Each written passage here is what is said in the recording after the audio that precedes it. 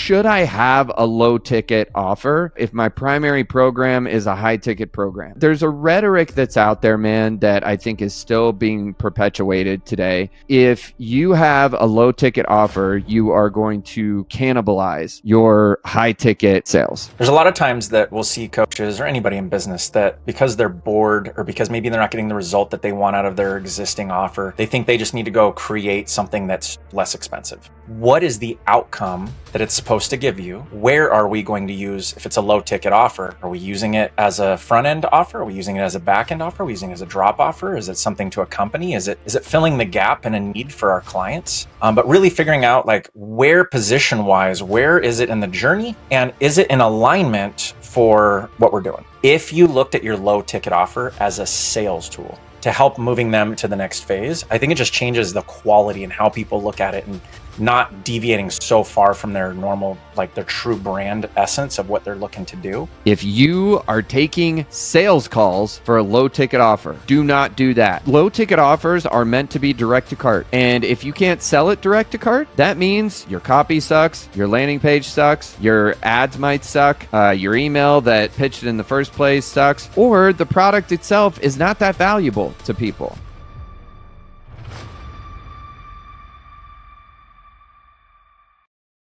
Welcome back to the Coaching Equation Podcast. I'm your host, Ryan Lang, CEO and co-founder of Empire Partners, alongside my co-founder and co-host, Brooke Bishop. What's up, buddy?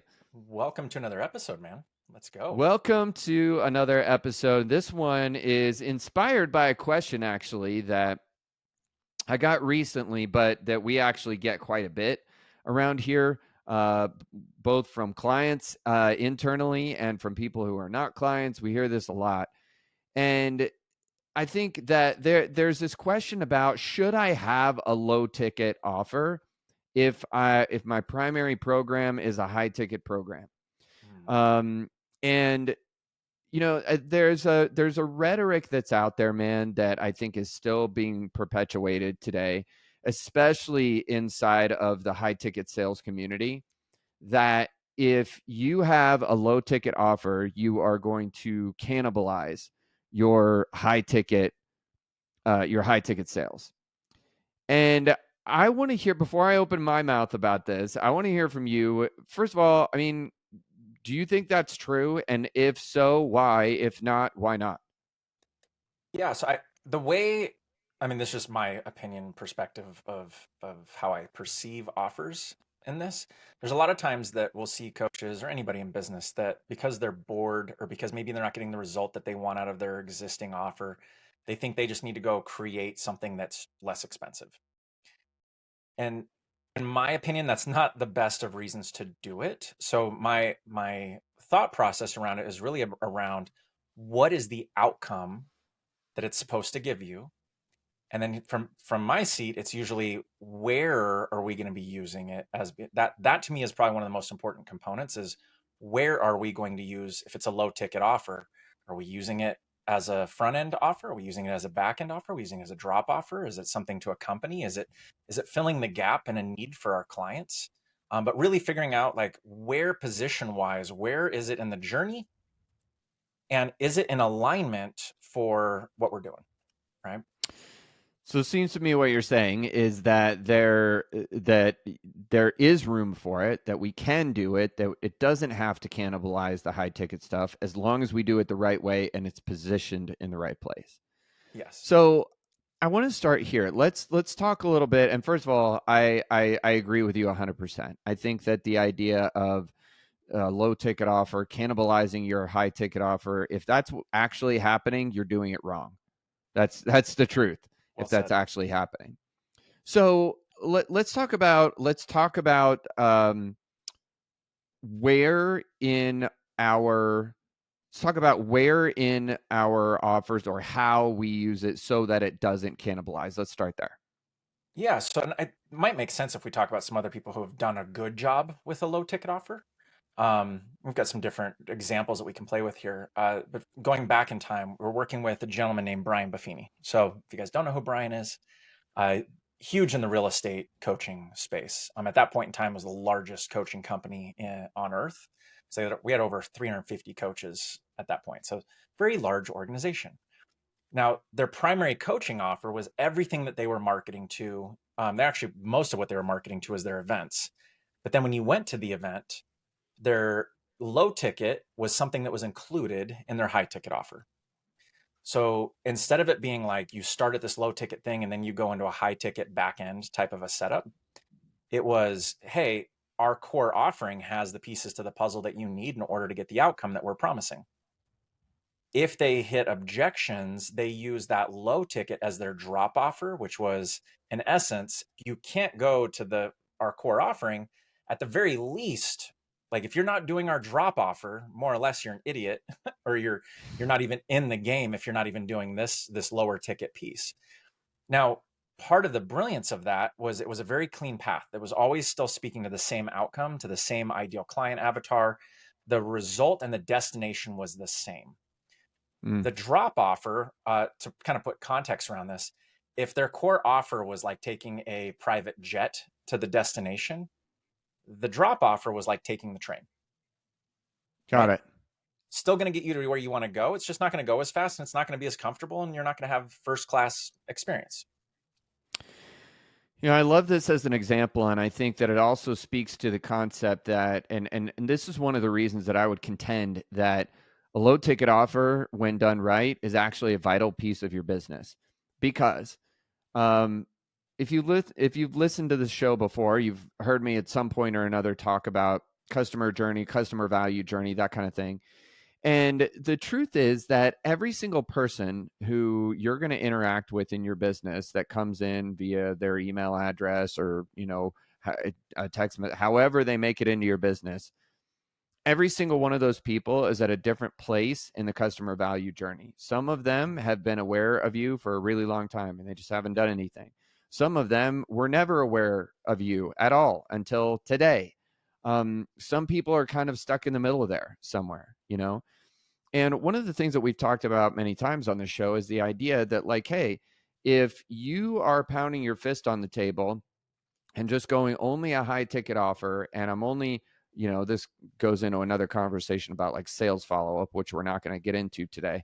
But, you go into a high ticket offer and I'm going to sell it one time on a phone call and that's going to be it. It's the equivalent of walking into the bar and going, hey, finding that amazing looking woman and going, hey, baby, let's get married. And then being pissed off when they don't want to do it.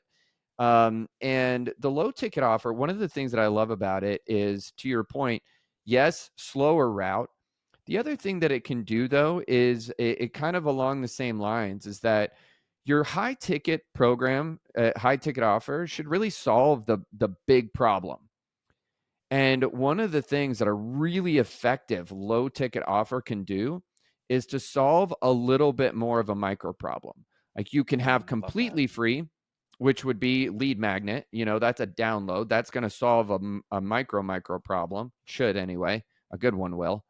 And your low ticket offer can be a little bit of a stepping stone between your free lead magnet and your high ticket offer. And here's one of the reasons that I love this is that it's you have an opportunity to really build a foundation of trust with someone that walks into your ecosystem and then upsell them not on marketing but on trust. Now all of a sudden they've done something, they've seen that you've given them something that works, you've given them something that's effective, you've given them something that's caused a shift, and now they trust you and now they're more interested in the high ticket thing. So I think the idea of whether we're talking slower journey or building trust through showing that we've got expertise even when we solve a smaller problem, I think it all adds up to an easier sale when we get to the high ticket thing. Yeah, it's you're spot on. And I think one of the big mistakes we see people make in that is oftentimes where we get so associated to our core offering, right? Because most people build their core offering because they want to help their clients get transformation. And so they build it with every whiz bang tool and feature and piece of data that they could include in it. And it can be hard for people to create a drop offer or a lower ticket offer because they go, well, like what do I strip out, or how do I build this new world, because I know this other thing I'm so associated to, and if they go here it's not going to get them the result. So I love the fact that you framed it up that way, because it's not about getting them the same result. It's about getting them a micro result. It's about earning that trust. It's about telling them a squared plus b squared equals c squared. And when they go put it into action, they get c squared as well.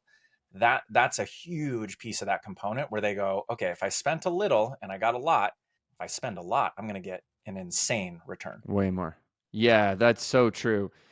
That's so true. You said something too a few minutes ago that I thought was that I really want to dig in on, which is the whole idea that when you get somebody into when you get somebody into your ecosystem and they buy your low ticket offer and you create a little bit of familiarity and it's being used in the same arena as your high ticket offer, like all roads kind of lead to one place. That part is really, really key. So one of the things that we see, and you kind of started talking about this, and I want to just call it out. One of the things that we see so often that lands people in a spot where they believe that their that their low ticket offer is a problem for their high ticket is when they start going, oh, I need to go create something new.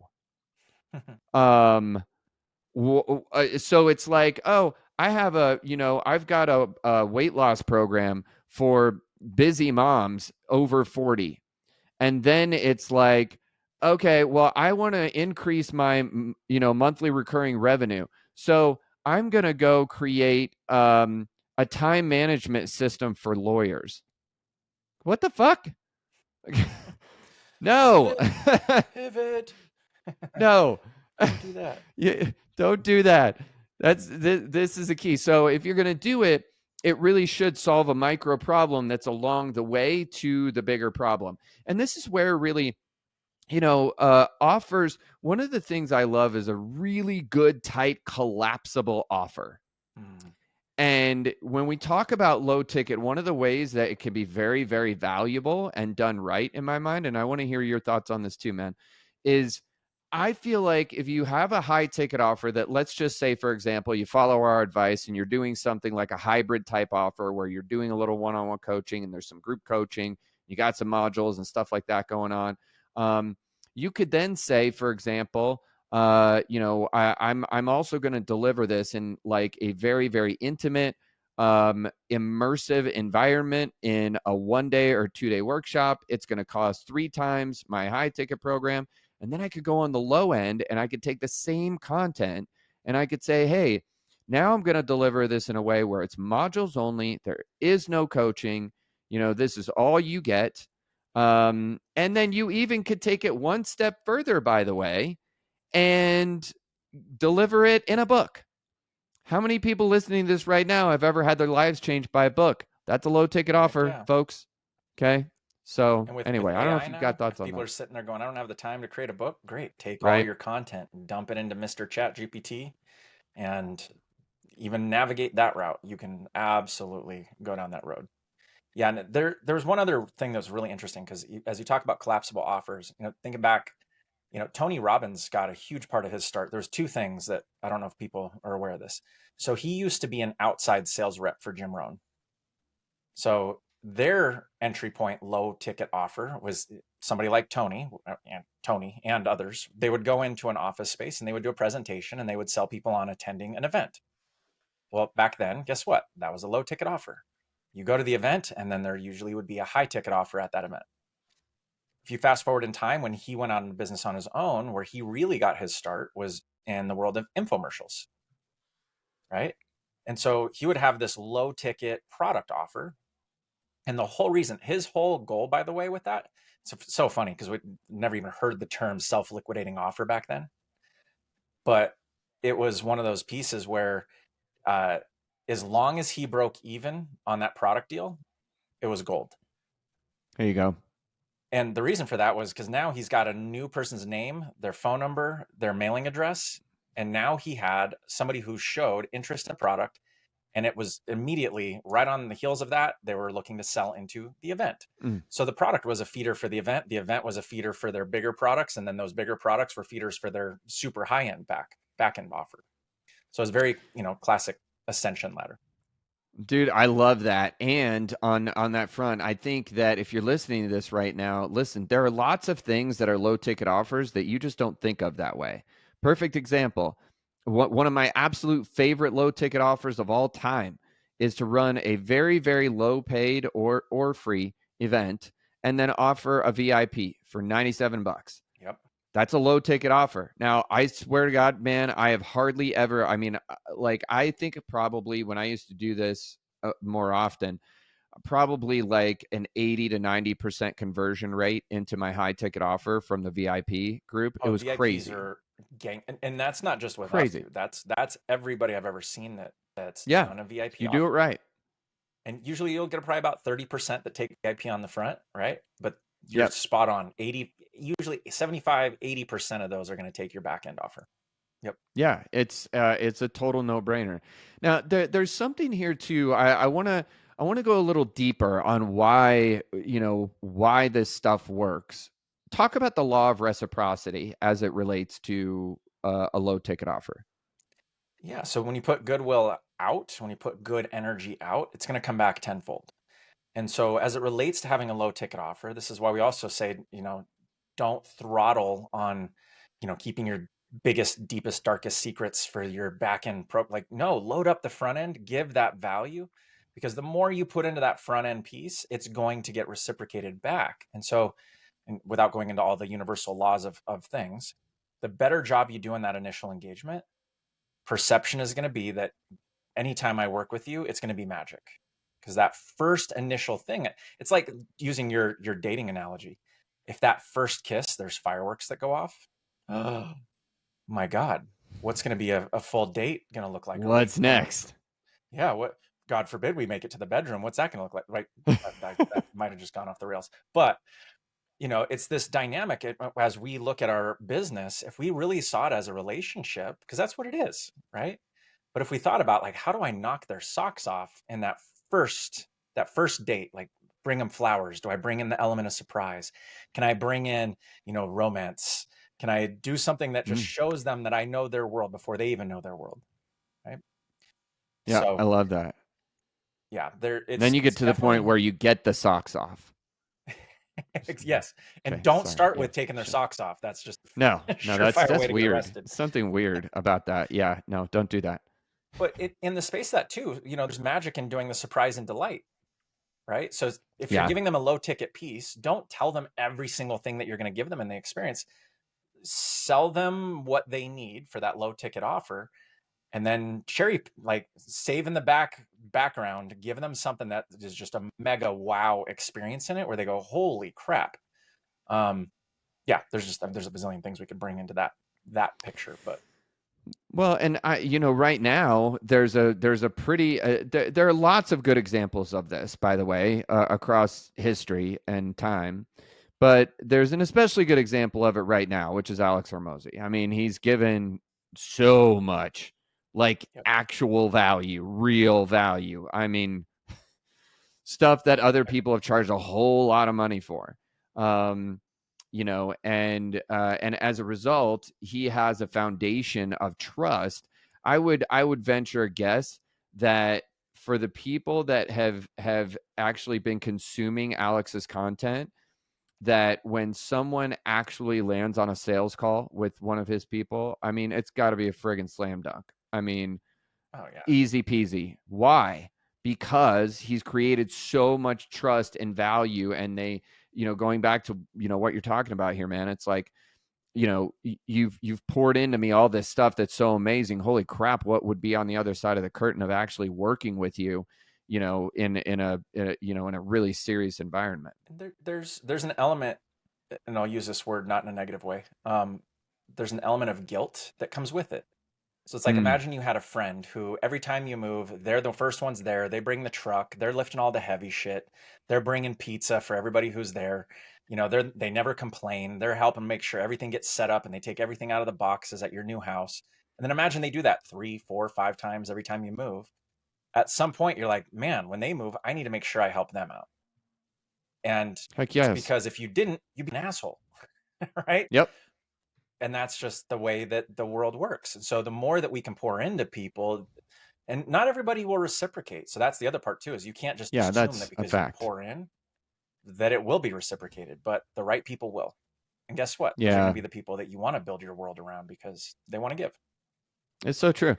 And speaking of that, I mean, I recently had a conversation with one of our clients, and she was kind of talking about, we've talked back and forth about a low ticket offer. She finally decided that she was absolutely doing it. And her reasoning, her intention behind it was because I know that there are, and this particular person works with families and children and the parents of these children, and she goes, "Look, I know there are people that are out there, and I know this because they have been on my calls or at my lunches or whatever. I know there are people out there that would do the work and really, really need what I can provide for them." And they just quite honestly can't afford it. And I think this is a really big key. And by the way, I'm not telling you that you have to feel this way. I'm not telling you that you're good or bad or anywhere in between, if you do or you don't.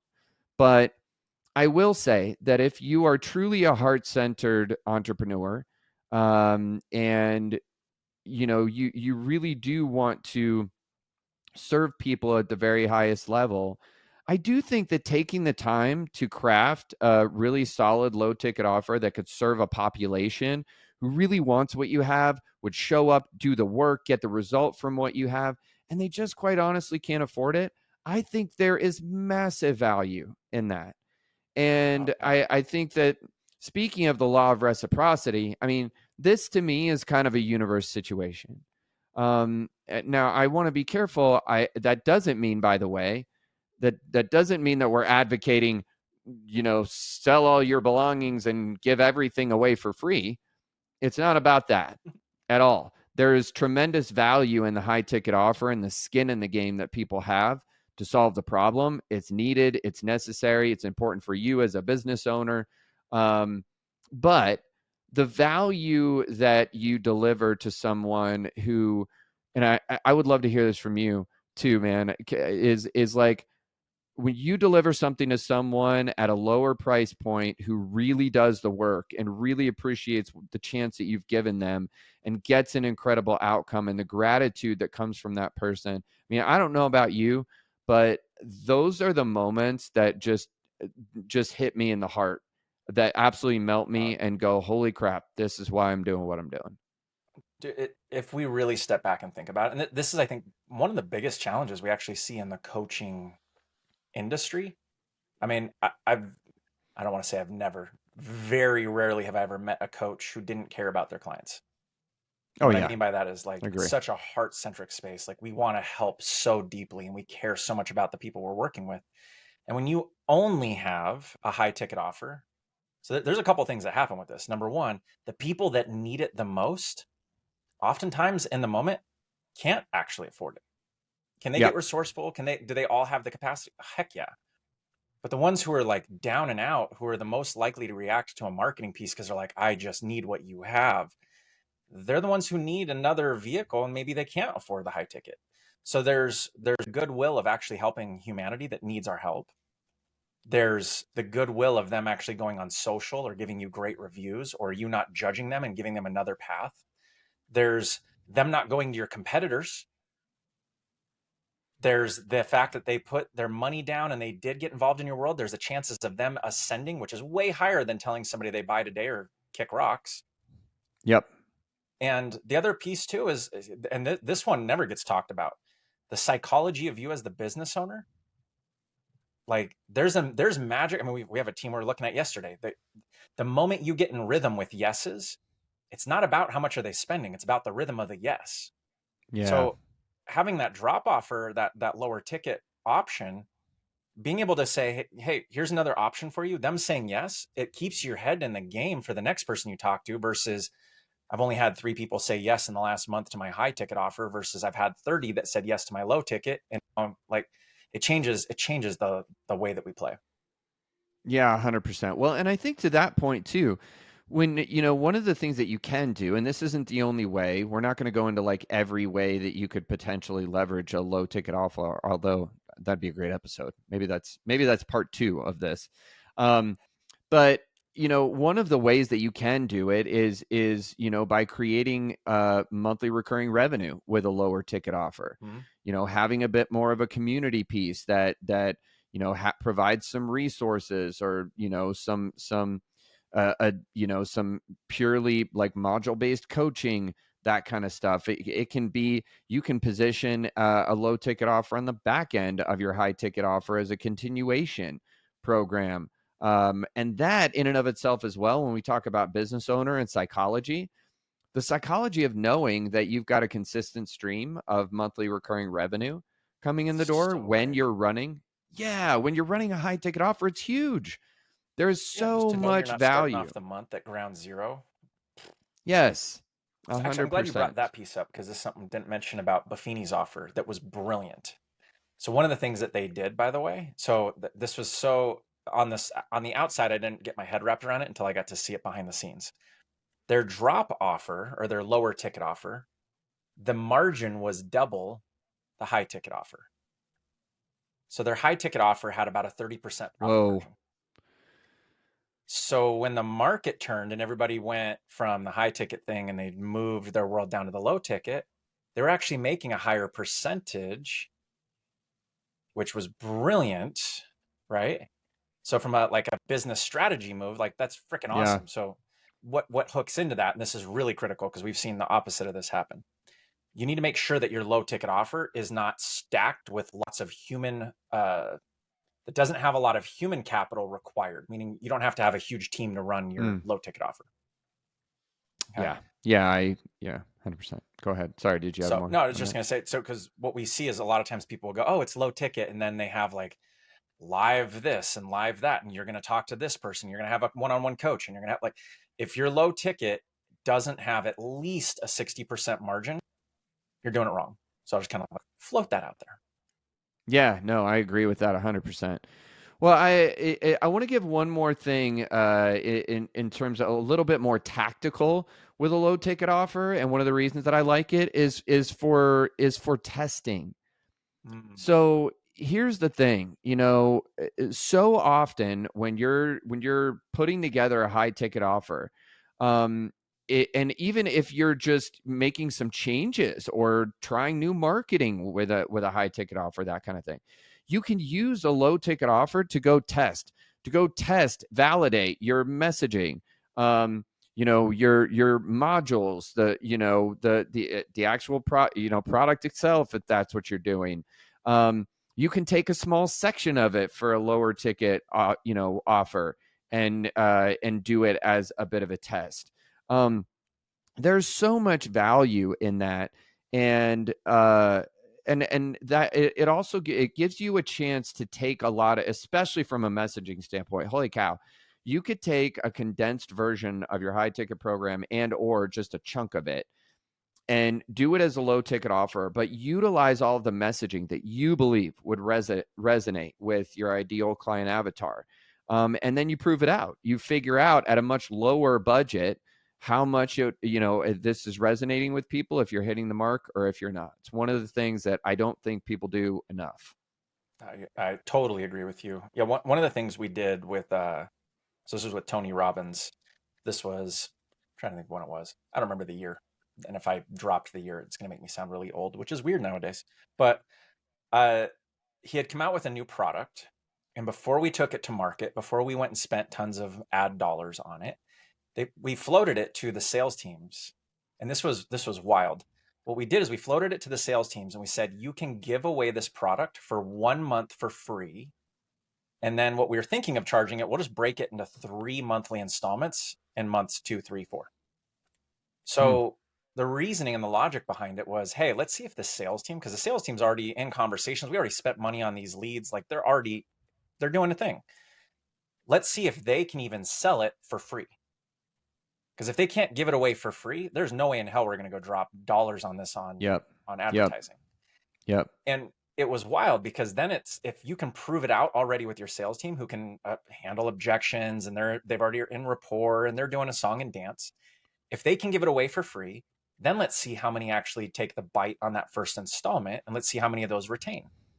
And then let's see how many stick with number 2 and number 3. And if we can get it all the way to 3 installments, for them that proved that was the market research they needed, Love right? Can we that. give it away for free? And then can we recoup the costs? And do people like it? What's the feedback? It gives you time to get, do we hear customer complaints? Can we optimize it? Can we tweak it before we take it to the big wide world? Everything there was always done in that way before a product went to front of house. It had to be vetted as a drop offer before it was proven out as a front end offer. So I love that. What a great way to test. Yeah, that is awesome. That is awesome. Um, okay, so if you're listening to this right now and you're thinking, okay, Ryan, Brooke, you guys have convinced me. I think this could be a good idea. Um, before you run off and go do this, we've already kind of lightly touched on a few things, but I want to give you 5 really clear things that we want you to be careful of if you decide that you're going to integrate a low ticket offering into your programming and you currently have a high ticket offer. So the first one, man, is clarity on positioning. You touched on this earlier. Just drive the point home on this one. How do we want to position this so that we can win? yeah, but before you craft it, ask the question, where am I going to use it? Am I using this as a front end drop? Am I using this as a self liquidating offer on a marketing campaign?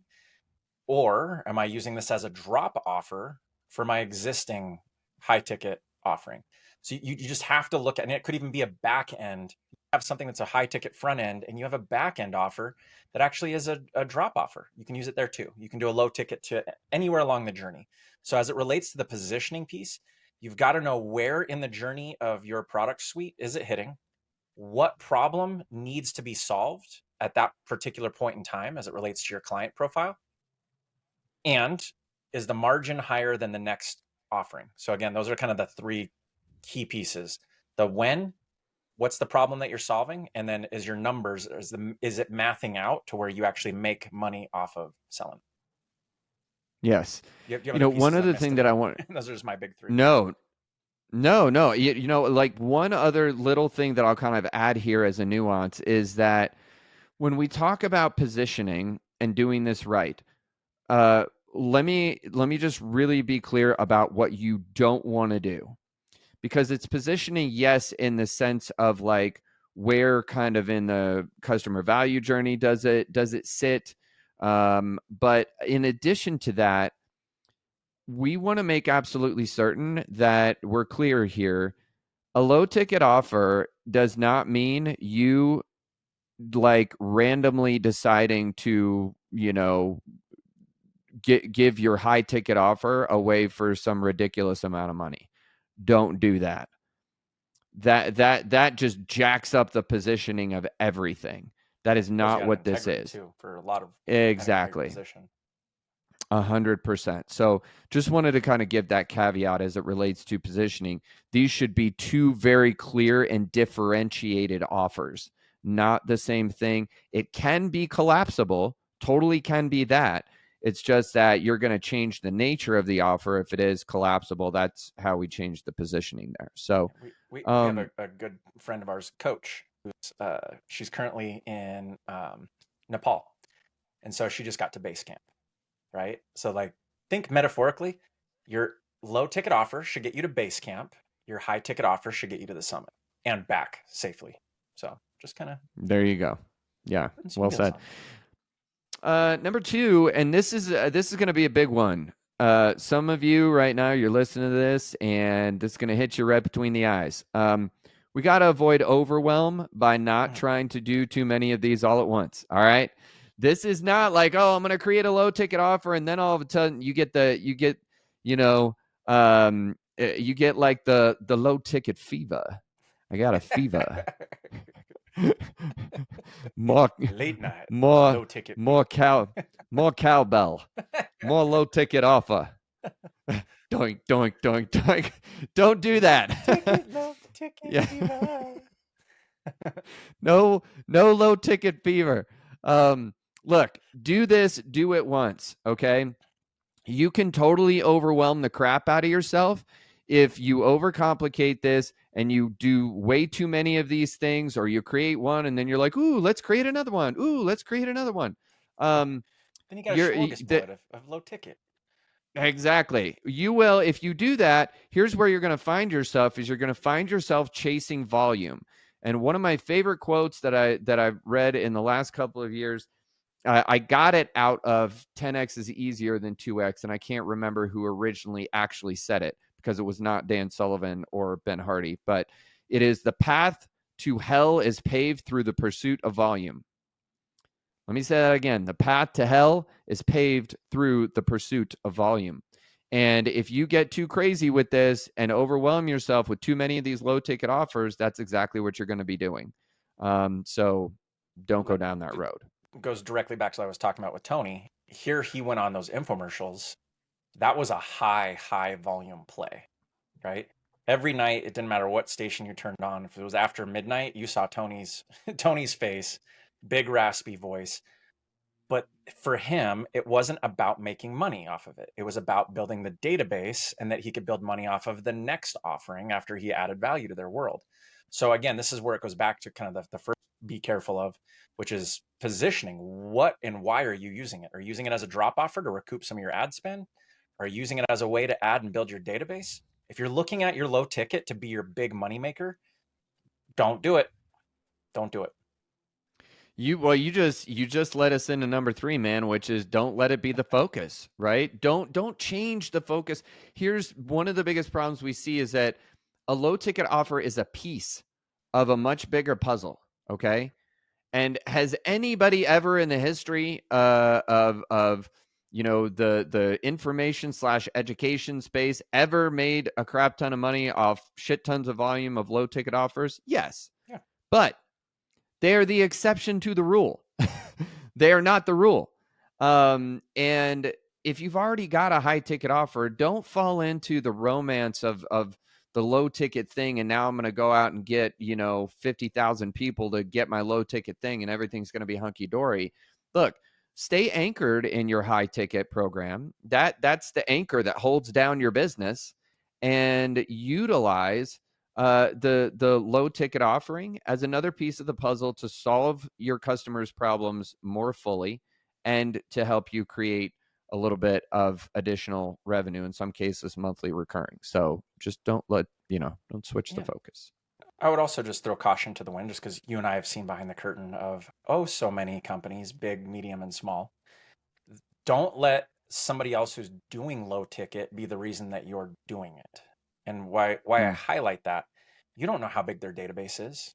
You don't know how big their email list is. You don't know how big their social reach is. You don't know how quality that database is to begin with.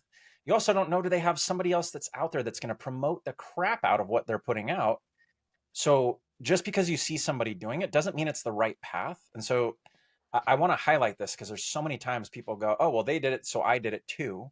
And they have no context. Like we know somebody who's probably 15 to $20 million company. They're not doing any paid ads, but they've got Yes. incredible promoters. So they can make their offers a little bit different than somebody who's having to go grind and do it in a different way. So again, just if you're going to make it a focus, you got to know when and how you're using it, and you've got to be realistic with how you're going to play it. Yep. Agreed. All right, number 4. This one is a really big one, and I love this one, which is brand dilution. If you're going to do a low ticket offer, you got to make sure that this thing looks like you, feels like you, has the quality feel of your high ticket offer. And I want to use a really simple example. Our friend Kulin Shah uses this example often, and it's really a good one. Um, if you go to a Mercedes dealership and you're walking around the dealership and you look at the Maybach and you get a little bit of sticker shock and you go, oh, shit, I don't know if I'm ready to go Maybach yet. If you walk a little further down the way on the lot, you'll get to a C300 and it's going to cost you a whole lot less. Is it a Maybach? Hell no. They are not the same thing. However, it looks like a Mercedes. It feels like a Mercedes. The parts that are used to construct the vehicle feel premium compared to other cars. That doesn't make it the same, but what it does make it is it makes it in alignment with the Mercedes brand. Okay. And that in and of itself, that's really, really, really important, because a lot of times people think low ticket offer equals cheap. Hmm. Well, or either A, cheap, or I'm not going to put much effort into this. And it doesn't mean that you should be spending all your time doing it, but here's the deal. If the quality is completely off, what if your low ticket offer is the first thing that people experience? And that's supposed to be the representation of your brand, right? It's an If you go, appetizer. Imagine you give somebody food exactly, poisoning with your appetizer. They're not going to get to dessert. that's no bueno. That's no bueno. You don't want to be serving up a plate of like rubbery mozzarella sticks. All right. Oh, mozzarella sticks Okay. sounds so good right now. You can Oh, tell they're I'm good. still in my fasting phase. Oh, yeah, Mozzarella sticks. good. I Mozzarella was going to hit sticks. one piece of the brand dilution Yeah. because I think this is a big missed opportunity. If you looked at your low ticket offer as a sales tool, I don't mean a sales pitch. So just be very mindful, because we've seen this happen with low ticket offers as well, where it's just like somebody pays for it and then they're just getting pitched out the wazoo. That'll jack up your brand positioning as well, by the way. But if you really looked at it as a sales tool to help moving them to the next phase, I think it just changes the quality and how people look at it, and not deviating so far from their normal, like their true brand essence of what they're looking to do. And it keeps them on the same path. But yeah, it it's very easy for people to make a left turn when they go to a low ticket offer. Yeah. Well, one of the things that I would say on that too, man, and I'm just gonna go ahead into an alternate number 5, because what you just said, I think brings a really important point into play here. When we started this episode, we asked the question, does a low ticket offer cannibalize your high ticket sales? Let me tell you one area where it absolutely can. If you are taking sales calls for a low ticket offer, for the love of all that is holy, do not do that. You are not allowed to do that. Low ticket offers are meant to be direct to cart. And if you can't sell it direct to cart, that means your copy sucks, your landing page sucks, your ads might suck, your email that pitched it in the first place sucks, or the product itself is not that valuable to people, or your pricing is way off. But here's the thing: that's where you absolutely can get into trouble, because the deal is this: low ticket doesn't mean low effort. It's there's still a lot that comes into this. You still got to write really good sales copy. You got to have automations. You got to do your emails. There has to be a method of delivery. You have to package it in a way that looks decent. There's a fair amount of effort that will go into creating the low ticket offer, but where you will really break yourself off is if you actually end up on sales calls for a low ticket offer. That will just grenade That'll melt your you. your overall business results. Be mindful. Customer service more times than not tends to go up because Yep, expectations are different. People are like, that's well, right. I wanted it to do all these things, and now there's not this human being to hold my hand to navigate me through it. So just know, the second you do go with a low ticket offer, that does tend to increase the chances of customer service dynamics. Um, if you do it right, you don't have to, but that can also be a great lead in. If you get really strategic with your low ticket, you can look for those moments where customer service is going to fire off, and you can get right in front of it, and that can actually be a great upsell opportunity. Just food for thought. That is well said, my friend. Well said. Well, there you have it. There you have it. Definitively, our opinion: no, the low ticket offer does not cannibalize your high ticket offer unless you do it wrong. We just gave you 5 things clearly not to do. We talked about the reasons why this can be unbelievably valuable for you, for your customers, for your business. And so we'd love to hear from you. Let us know, is this something that you're going to go do? By the way, you can go to the podcast website, which is coachingequation.com, And when you go there, you can actually drop us a voicemail. Drop us a voicemail on the website. Let us know. Are you going to go create a low ticket offer? Have you had problems with a low ticket offer? What are you thinking about? We'd love to hear from you. We're so excited about that feature, by the way. It's super fun. Super cool. So go check that out. And good stuff today, my man. I appreciate you. Yeah, likewise. And until next time, thank you for listening to this episode of the Coaching Equation Podcast. Be well. Take care, everybody.